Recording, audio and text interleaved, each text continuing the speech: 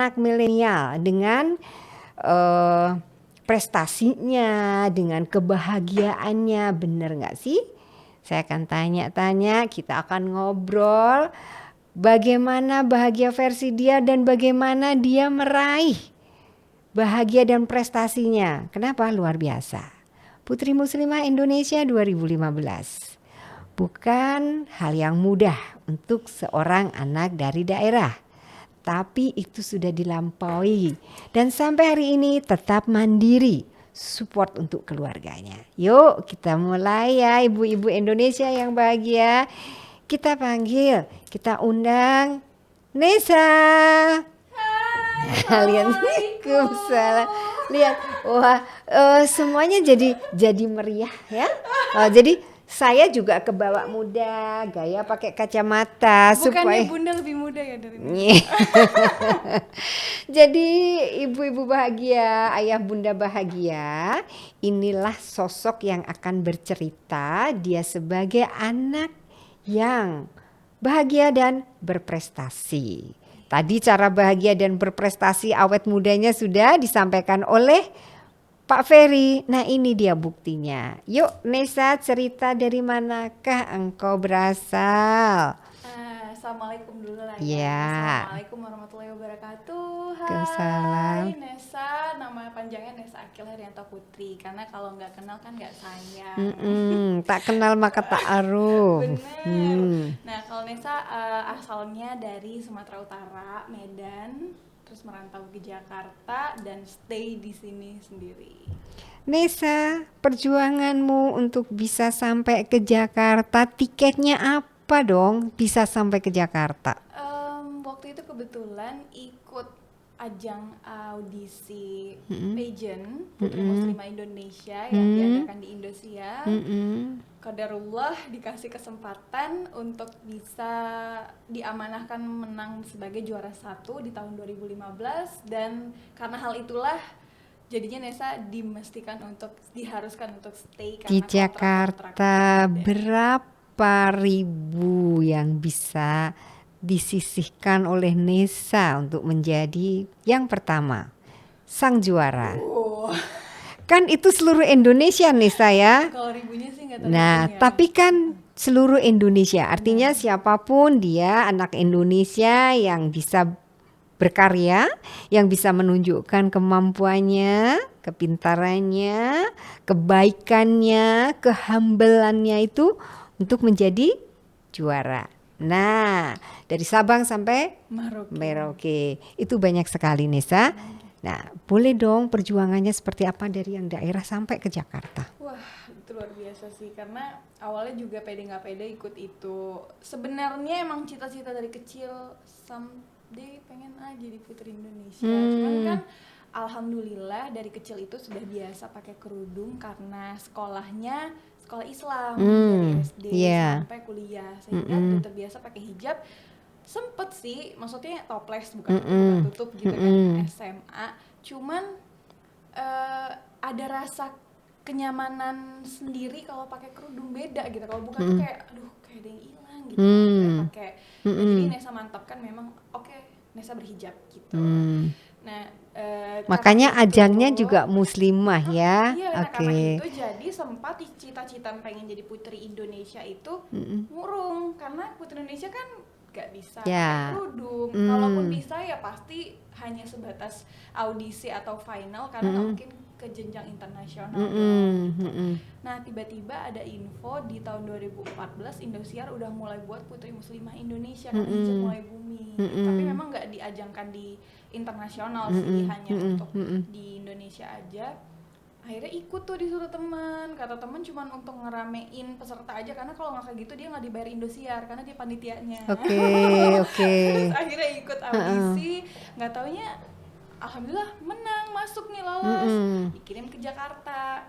Pas mau dikirim ke Jakarta juga orang tua agak sedikit nggak izin karena takut dibohongi, takut Indosiar nanti Pidana jawab gitu. Karena juga orang tua bukan suatu orang yang orang yang berada gitu loh, Bun. Mm-mm. Jadi Mm-mm. takutnya nggak bisa memfasilitasi Nesa baju, sepatu yang bagus Oh, untuk ke dengan final kontes ini ya, gitu. bahwa kontes ini membutuhkan pembiayaan.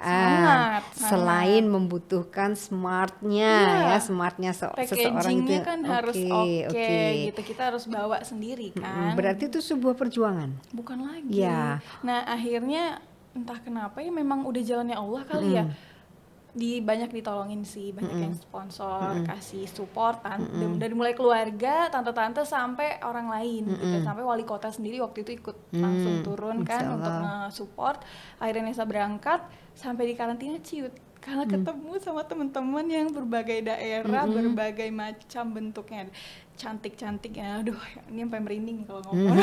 Itu lebih cantik dari Nesa 1000 kali lipat. Bunda itu cantik banget, dia merenggut aja cantik, tidur aja cantik gitu. Batuk aja cantik, gimana coba? Terus kalau pinternya mereka disuruh ngobrol kayak public speaking itu udah lancar banget. Yeah. Ada yang satu orang punya bisa 3 bahasa, 4 bahasa, bahkan ada yang bahasanya bahasa Arab tapi dia menguasai kali. Jadi setiap ditanya jawab dia selalu dengan pedenya menjawab dengan bahasa Arab atau bahasa Cina dan bahasa Inggris waktu itu. Sementara Nesa bahasa Indonesianya aja acakadul. Terus kayak aduh ya Allah makin ciut. Jangankan bahasa, pas public speaking aja tuh kayak nama saya banyak gitu. Kalau yang lain tuh mantep kayak nama saya, ini saya dari sini, dari gitu-gitu. Terus kayak pada S1, S2, kalau Nesa belum, masih kuliah.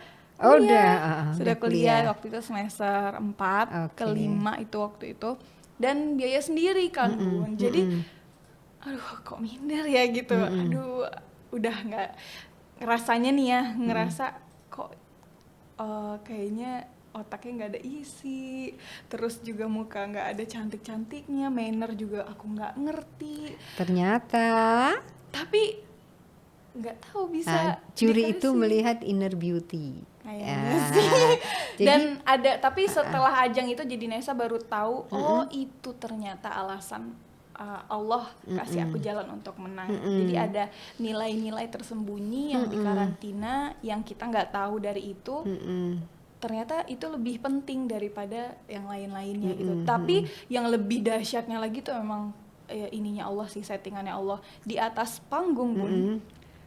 Itu Ustadz apa ya bilang ya waktu itu. Nesa lupa Ustadz ini yang istrinya Alicia suaminya Alicia Subandona siapa ya, Bun, lupa.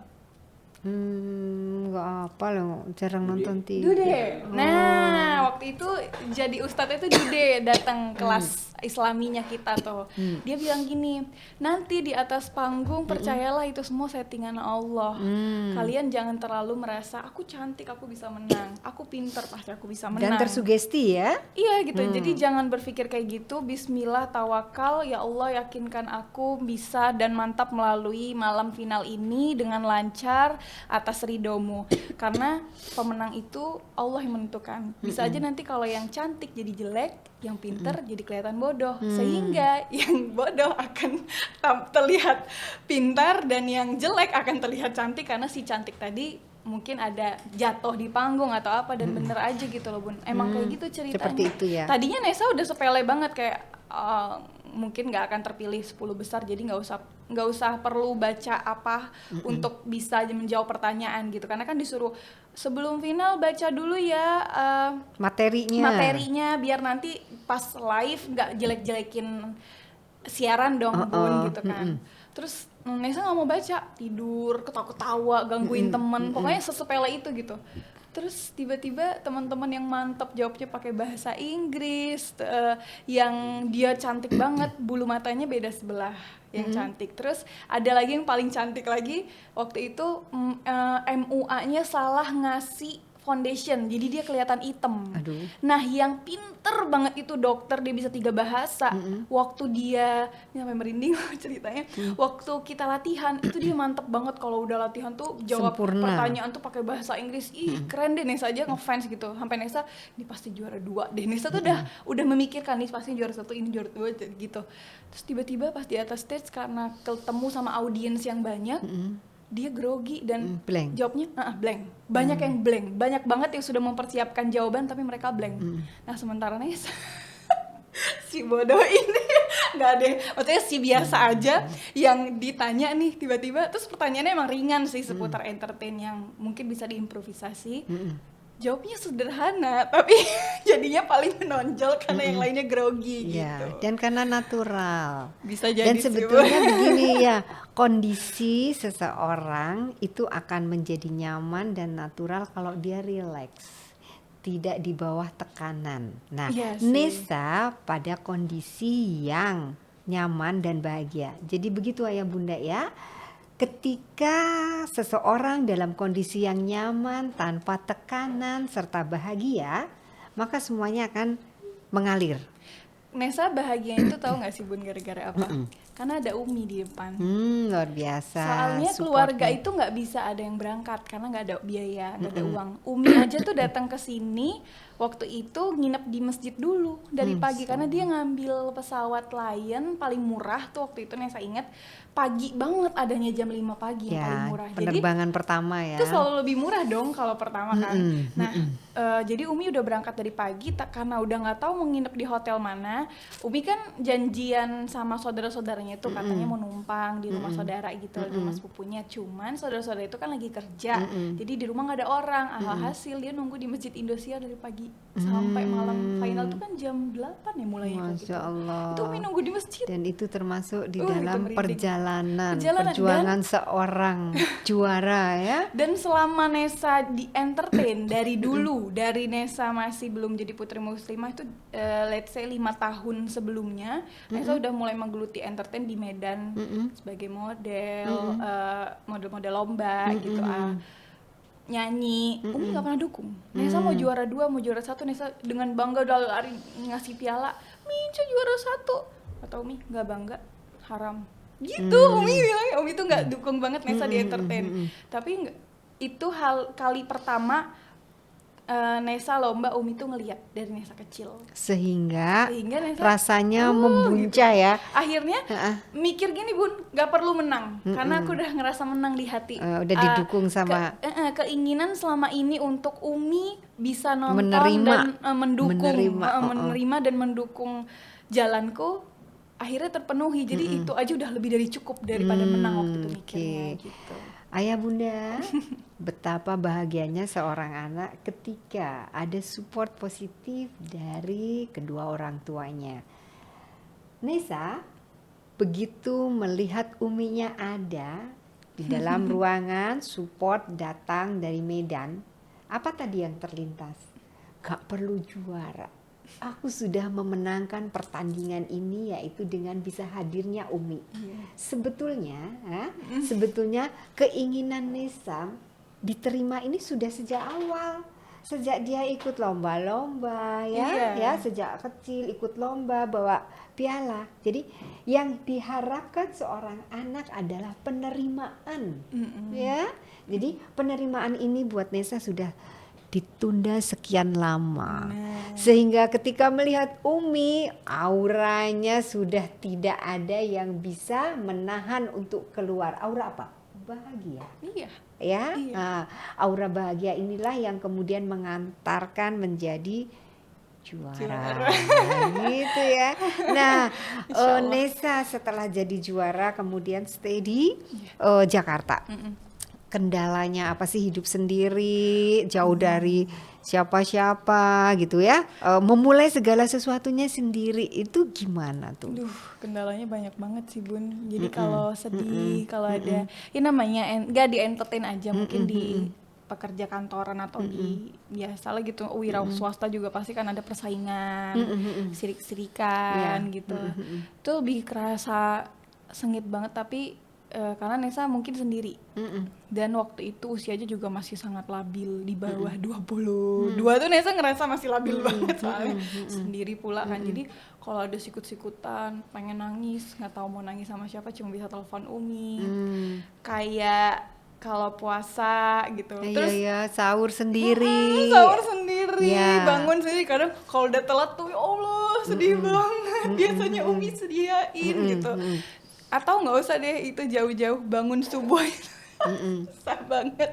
Tapi kayak selalu kesiangan gitu. Nanti kalau udah nanti Umi nelfon misalnya pagi, kamu tadi sholat nggak? Enggak, Umi marah-marah nangis tuh, makanya Umi nggak suka ya kalau kamu tuh jauh-jauh Masih gitu. terulang lagi. Oke, Terus itu termasuk hal yang harus dilewati, dihadapi iya, sendiri. Sudah berapa lama? 5 tahun 5 berarti ya? tahun Oke. Bun, kurang lebih. Mulai terasa masa transisi itu bisa dihadapi dan mulai nyaman setelah berapa lama, Nesa? Kayaknya baru tahun-tahun 2 tahun yang ini. 2 tahun. Iya. Oke. Itu soalnya berat banget, Bun. Setelah Tidak dirimu bertemu mudah. dengan rupanya ya. Iya. Sampai Oke. akhirnya aduh harus gimana ya? Aku harus bisa kuat gitu. Oke, akhirnya dengan berjalannya waktu menjadi kuat dan luar biasa. Dan Nesa ini Bunda, Ayah menjadi support, betul-betul support untuk keluarganya. Dan dia lakukan dengan bahagia, dengan senang hati, karena yang dipikirkan adalah bukan saat ini, tapi sesuatu nanti setelah dia memiliki kehidupan yang lain. Benar. Ya, Nesa, apa harapanmu nih setelah berada di ibu kota dengan kondisi yang cukup lama? Ajang kontesnya sudah mendapatkan yang pertama, berarti sudah tidak ada lagi yang lebih tinggi dari yang sudah dicapai. Apa nih pengennya Nesa selanjutnya? Pengennya apa sih? Ya pastinya klasik sih Bun, pengen bahagiain orang tua. Oke. Ngelanjutin banggain orang tua mungkin dengan cara lain. Ya mungkin dengan cara apa ya, menjaga diri di sini, menunjukkan bahwasanya Nesa bisa menjaga kepercayaan orang tua dengan diamanahkan hidup sendiri di sini tanpa mengecewakan, tanpa memberikan kabar buruk gitu. Kabar buruk yang mungkin maaf kalau misalnya kayak teman-teman Nesa yang lain nakal, narkoba gitu Obat, jauh-jauh ya, gitu ya. obat, ya. Jangan sampai gitu ya. Ya, oke. Kerja boleh gitu, tapi ya sesuai jalurnya aja gitu. Oke.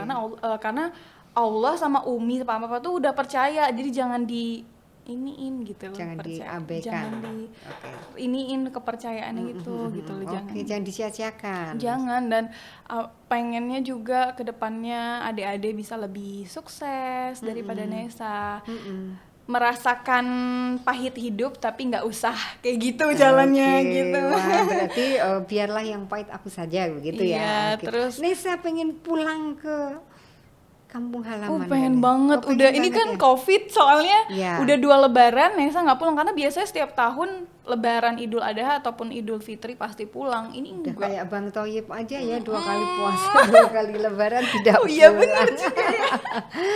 Oke, Nesa ini nanya biasanya, halo ayah bunda, apakah suara saya nih bisa terdengar dengan baik, karena saya ingin menyampaikan apakah bisa interaktif, apakah ada yang ingin bertanya pada Nesa langsung berkaitan nanti pengalaman Nesa yang bisa ditularkan kepada putra-putri ayah bunda, motivasinya, bagaimana dia kemudian struggle menghadapi kesulitan di ibu kota. Ada yang bertanya, Mas?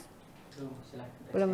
Oke, yang mau bertanya silahkan raise hand, buka unmute-nya, kemudian bisa bertanya langsung pada Nesa. Tapi ini Nesa ceritanya baru sedikit ternyata. Baru sedikit. Bunda udah tahu lah ceritanya. Loh. Yang ingin tahu adalah iya. orang tua yang bahagia, yang ingin juga putra-putrinya bahagia. Nesa ini masih muda, ya, berbahagia. Jadi Nesa bisa tolong sampaikan, Nesa, yang diharapkan itu orang tua itu bersikap seperti apa supaya merasa anaknya bahagia dan didukung gitu. Karena Nesa punya pengalaman tidak disupport oleh keluarga. Ya, coba Nesa, apa yang Nesa harapkan atau pesan untuk orang tua?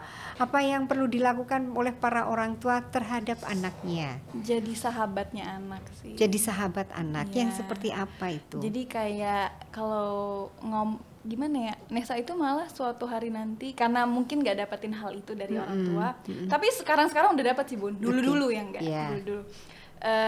Pengen nanti kalau jadi orang tua, Nesa tuh pengen anak tuh kalau mau cerita nyarinya Nesa gitu, bukan sahabatnya gitu. Jadi jadi mama tetap, tapi jadi sahabat juga harus gitu. Apapun yang dia lalui, mau masalah teman, percintaan, Iya. urusan karir atau apa tuh dia nyarinya kita gitu. Oke, Nesa pengennya sedekat itu ini sih. Ayah Bunda, yang pertama ya, yang pertama dari Nesa sebagai anak adalah bagaimana orang tua itu bisa menjadi sahabat anak, sehingga kalau ada sesuatu hal ceritanya nggak pada siapa-siapa, Iya benar. langsung kepada kedua orang tuanya. Karena itu yang sedang Nesa rasakan sekarang. Alhamdulillah seiring berjalannya waktu udah melewati banyak hal.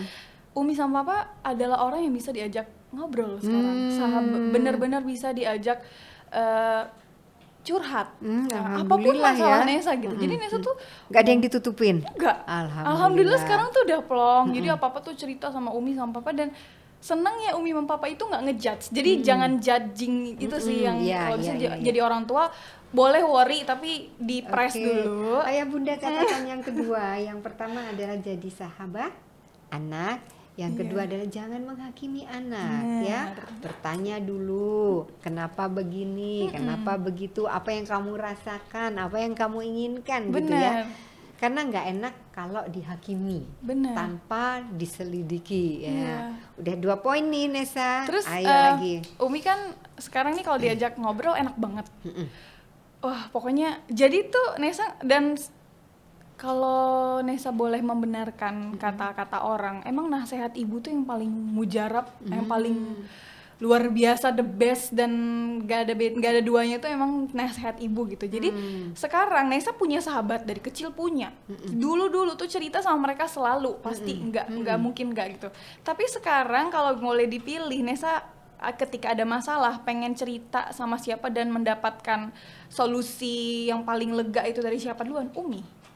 Karena udah nemu titiknya nyaman cerita sama Umi tuh, tapi baru kali ini sih memang. Oke, berarti itu buah dari kesabaran setelah mencapai juara. Wah, ya? bukan lagi Bunda. Setelah juara juga belum sebenarnya. Masih proses lagi. Mungkin itu kalau Nesa sih mikirnya faktor LDR sih. Jadi karena LDR, Umi khawatir gimana Nesa nggak bisa lihat secara langsung anaknya kayak gimana, sehingga dia lebih mau mendengarkan kisah Nesa di sini tuh seperti apa gitu, kayak kenapa nak, oh gini, dia mau tahu gitu. Dan ketika Umi juga kadang-kadang sekali dua kali dulu waktu awal Nesa di Jakarta masih aja gitu ngejudge, masih ngehakimin, kamu yang salah begini-begini. Tapi Nesa jadi down, menghilang, dan Nesa lebih nyaman sama temen, menjauh. Karena Nesa ngerasa gak enak cerita sama Umi nyalahin Nesa. Nesa tahu Nesa salah, tapi ada cara lain untuk memberitahu kalau kamu salah, tapi bukan dengan menghakimi gitu. Nesa juga begitu. Sekarang ini Umi kalau misalnya Umi tuh udah kayak gitu kan, kalau ngasih tau Nesa salah tuh udah pakai cara lain gitu, sehingga Nesa ngerasa oh iya ya Mi, Nesa salah gitu. Tapi bukan kamu salah gini-gini, oh gak mau Mi pokoknya. Jadi makin digituin tuh makin gak suka. Cuman gak sholat subuh makanya ya. Kamu sih tidurnya malam-malam. Iya. Nah kalau Umi sekarang, kalau itu dulu Umi Umi yang sekarang gini, Nak tadi sholat subuh nggak? Ya Allah Mi, kelewatan, Ica baru bangun jam 8 gitu, capek banget. Kamu gimana sih? Kan Umi udah ingetin pasang alarm. Ya udah, besok Umi telepon ya Nak ya. Gitu. Jadi dia ngasih solusi. Nyaman, ya? Soalnya kalau misalnya, nah terus ada lagi bagian menyalahkannya, tapi dengan bahasa seperti ini. Soalnya kalau kamu nggak sholat kan yang nanggung dosanya Papa. Kamu nggak kasihan sama Papa. Kalau Umi sih kasihan. Jadi kita kerjasama ya. Umi bangunin, kamu lawan ngantuk kamu. Kan itu ujung-ujungnya buat rezeki Ica. Kalau Ica ninggalin sholat, Allah nggak akan melihat kamu mau doa apa gitu. Oke, jadi di awal ya. Nih Ayah Bunda bahagia. Yang poin ketiga adalah menerima. Ketika seorang anak walaupun salah, lalai dalam tanggung jawabnya, contohnya tadi adalah sholat ya, tetapi diterima dulu. Oh iya, kamu capek, sudah, kita cari solusi supaya bisa bangun.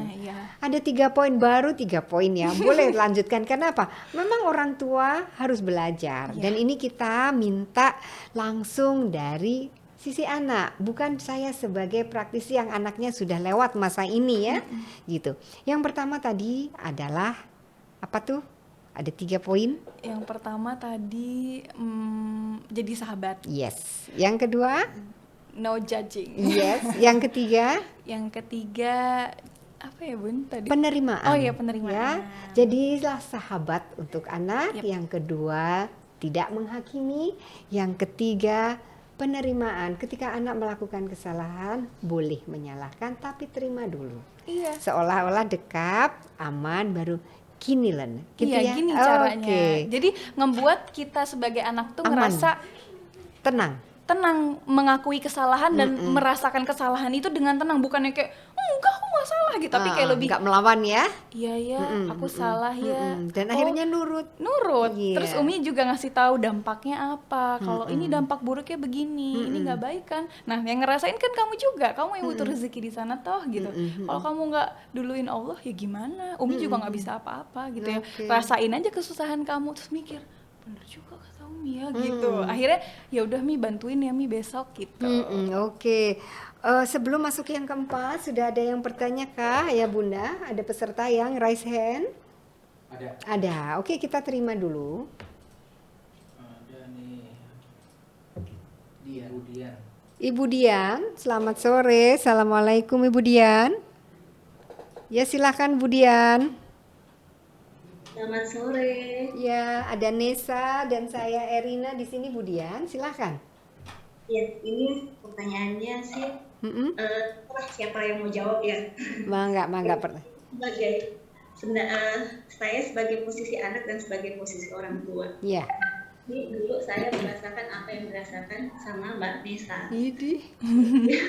Orang tua saya dulu itu di umur, saya nggak tahu apakah memang teknik mendidiknya seperti itu. Jadi berangsur-angsur Bunda. Jadi pada saat SD keras banget. Jadi SD keras, SMP keras, SMA mulai kendur, terus kuliah agak sudah bisa mulai jadi sahabat. Jadi tapi belum yang masih agak tegas. Nanti pas saya kerja dan ditempatkan di luar kota itu baru seperti Nesa. Orang tua saya mulai kayak bisa mendengar curhatan, memberi nasihat. Jadinya pada saat jauh itu kangen banget. Padahal dulu gitu kan, ya udah. Nah, sekarang saya juga dulu cita-citanya kayak Mbak Nesa. Nanti kalau pada saat saya punya anak itu saya mau jadi sahabatnya. Nah, sekarang posisinya saya sudah punya anak 2 Bunda. Misalkan kamera. Yang umur 7 tahun. Tapi ternyata saya tidak bisa menerapkan itu pada saat apalagi SMA ya Bunda. Merangkap jadi guru. Kadang-kadang emosi itu kita nggak bisa kendalikan. Tapi kadang habis marahin itu merasa bersalah. Jadi itu saya gini, loh kok saya nggak bisa ya? Sebenarnya saya udah ngerasain dulu kecil itu ya seperti ini. Pada saat jadi orang tua, saya ngulang lagi gitu. Si anak ini memang kalau saya rendahkan suaranya, jadi seolah-olah jadi sahabat, dia mengungkapkan semua maunya dia. Saya nggak mau belajar, saya ini. Tapi pada saat kita tegas, dia itu tidak yang rajin gitu belajar. Jadi saya gimana ya, mau jadi orang tua yang tegas, tapi kadang itu terlalu keras. Kadang anak saya juga ngomong gini, Bunda, bolehkah tidak marah-marah, pelan-pelan saja? Boleh. Pelan-pelan itu dia mengungkapkan semua maunya. Saya mau ini. Jadinya akhirnya fokus kita yang mau mengarahkan dia untuk belajar, jadinya nggak kesampaian gitu. Jadi alihkan sama dia. Jadi itu gimana sih Bunda? Oke Bu Dian tadi ketika bercerita ada nggak rasa ingin menangis? Ada. Yes. Belum rilis sayang ya, makanya terduplikasi karena masih ada hutang pengasuhan di masa lalu ya. Jadi ketika tidak ingin melakukan tetapi masih ada kekesalan yang tersimpan, maka tanpa disadari itu terduplikasi, dilakukan berulang pada anaknya. Kenapa? Karena tersimpan di bawah sadar. Oke. Jadi untuk menjadikan lebih nyaman pada anak-anak, satu, memang pahami dulu bahwa masanya berbeda. Belum tentu dengan cara yang berbeda dari orang tua yang dulu anak-anak suka, ya. Tetapi dengan cara apapun, selama Bu Dian itu di sini rilis tidak ada ingatan tentang orang tua di masa lalu, maka mau galak, mau nyaman, mau lembut, tetap enak, bahagia buat Budian maupun buat anak. Untuk bahagia dua-duanya itu saat ini adalah komunikasikan. Kan tadi si anak protes, mama bisa nggak pakai marah? Itu keren, itu bagus karena demokratis. Ya artinya ya Budian itu sebetulnya baik. Kenapa anak berani mengungkapkan? Nggak banyak loh anak yang berani begitu. Seperti Budian dulu kan, nggak berani kan? Nggak paham ya dulu. Iya, makanya sekarang mendesak-desak di dada ya. Jadi ketidakberanian Budian yang dulu itu saat ini dirilis dengan sering muhasabah, lakukan relaksasi, nanti browsing ada di Kabah di channel kita bagaimana melakukan self hypnosis untuk forgiveness terapi. Yang perlu dilakukan oleh Budian adalah menerima ibunya dulu yang galak. Menerima ibu yang tidak support. Kemudian memaafkan apa yang sudah dilakukan oleh ibu dulu. Tidak harus ketemu ibu, maafkan saya, tidak perlu. Ketika menjelang tidur visualisasikan ya, kemudian seolah-olah terjadi kembali dan katakan pada diri sendiri, oh ya, waktu punya anak aku kecil ibu masih muda, ibu masih belajar menjadi ibu gitu ya. Dan kebutuhan ekonomi serta psikologis yang lain menjadikan ibu bersikap seperti itu. Itu saya terima dan saya maafkan. Kenyataannya sekarang ibu adalah sahabatku. Dan aku pun bisa menjadi sahabat anak-anakku.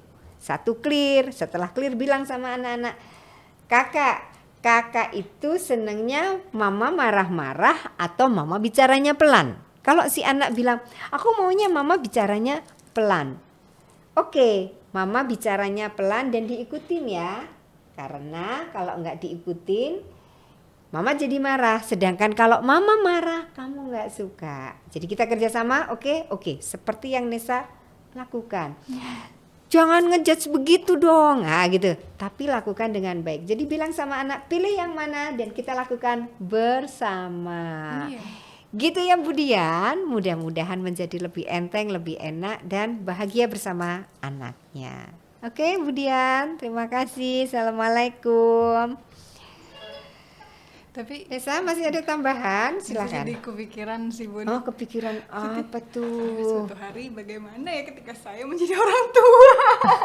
Tapi ya semoga Nisa udah plong sih. Ya, Dan punya cara sendiri. plong dan yang bisa terus menerus itu yang nyaman dan disugestikan bahwa Umi, Papa adalah sahabatku dan aku menerima mereka dulu. Wah, mereka Sama. adalah sahabat yang hebat sih. Nah, itu sugestikan dan aku pun bisa menjadi sahabat anakku. Iya. Yes. Nah, Karena itu. udah tahu rasanya. Oh, Iya, gini dan ya, itu gitu. disugestikan. Aku menjadi sahabat anakku. Oke. Masih ada yang resen? Ada pertanyaan, Mas? Kalau ada, kita satu lagi sudah cukup? Nggak ada. Oke. Tambahan. Oh, ada. Satu lagi silakan. Rizka Amalia. Ya, silakan Ibu Fiska Amalia. Silakan. Waalaikumsalam. Bunda, terima kasih banyak atas materi hari ini. Iya. Saya mau bertanya, saat ini kan kondisi betapa banyaknya bahaya ya, bahaya bagi anak gitu kan, dari luar rumah maupun di dalam rumah yang masuk lewat internet gitu kan. Iya. Kemudian bagi orang tua gitu, kita kan protektif ya, maksudnya tuh menjaga supaya anak tuh tidak terkena dampak buruk dari semua keburukan itu gitu kan.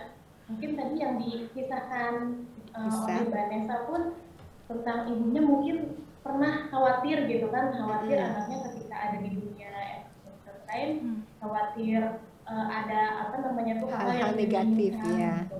Nah, kemudian Vanessa di sini berhasil membuktikan kepada orang tua bahwa baik-baik saja dan bisa menjaga amanah, dan itu luar biasa, Mbak.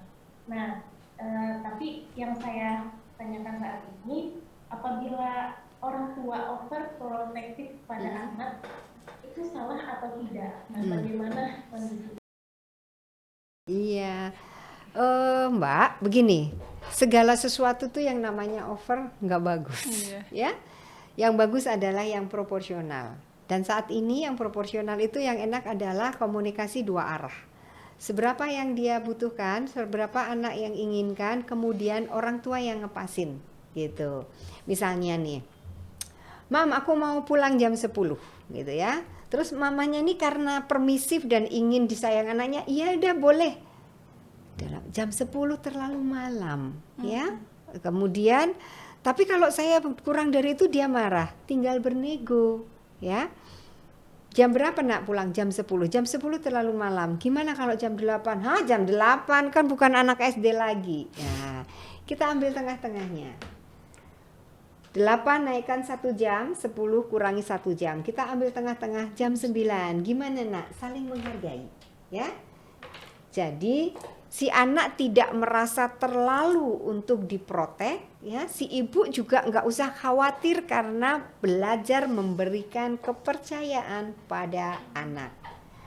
Belajar memberikan kepercayaan pada anak itu penting supaya anak menjadi anak yang percaya diri. Seperti Nesa, ketika uminya sudah percaya luar biasa, PD-nya meningkat. Kemudian ketika menghadapi segala sesuatu yakin bahwa orang tuanya support. Gitu Mbak ya? Halo? Ya, seperti itulah. Jadi yang proporsional kemudian berdasarkan komitmen. Gitu Mbak, mudah-mudahan bisa diaplikasikan. Dinego ya Bun. Dinego ya istilahnya. Walaupun gak jualan kita bisa dinego ya. Tentang apapun, jam belajar, jam main, waktu tidur, waktu sholat, pakaian apapun semua bisa dinegokan. Baik Mbak ya, terima kasih. Kurang lebihnya mohon maaf. Assalamualaikum. Oke Nesa, sudah banyak poin yang tersampaikan. Kalau masih ada yang disampaikan sebagai penutup, boleh Nesa sampaikan untuk ibu-ibu Indonesia yang bahagia. Oke. Apa ya Bun ya? Semoga bisa menjadi ibu yang menyenangkan untuk anak, Sahabat bisa anak. jadi sahabat anak Yes. tanpa menghakimi. Iya, dan menerima anak Menerima anak tanpa apa syarat. adanya. Iya. Pasti dong kalau nerima pasti Bun, insya Allah. Cuman mm. ya menghadapi sikap anak itu, menerima sikap Iya, anak menerima. seperti apa gitu. Kalaupun anaknya keras, anaknya labil, lagi puber, mungkin ibunya coba juga masuk sebagai temannya yang memahami kondisinya puber gitu. Ngertiin ya, Ngerti. selalu ngertiin di setiap fasenya. Jadi misalnya kayak, iya mah aku lagi suka sama nih cowok tapi malu gitu kan. Nggak apa-apa, mama juga dulu pernah kali gitu-gitu. Oke. Gitu. Udah bayangin punya anak begitu ya? Enggak sih Bu, cuman maksudnya dulu tuh kalau cerita Umi tuh kayak apaan sih cinta-cintaan nggak jelas, haram tahu gini. Umi tuh kayak akhirnya cerita sama temen gitu. Nah, tapi Nesa bayangin, nggak bayangin deh, ada dapat satu penampakan di rumah temen ketika dia bisa cerita sama mamanya, jadi ngerasa kayak enak ya punya mama kayak dia. Jadi gitu. mulai membandingkan. Kalau Umi Oke. tuh gengsi dulu cerita tentang masa mudanya, karena ngerasa itu bukan bukan Konsumsi anak. konsumsi kamu untuk mendengarkan. Padahal kalau anak itu dengar nih, misalnya dulu mama juga deket sama cowok, tapi mama mah gengsi lah, masa mama yang kirim surat mulu.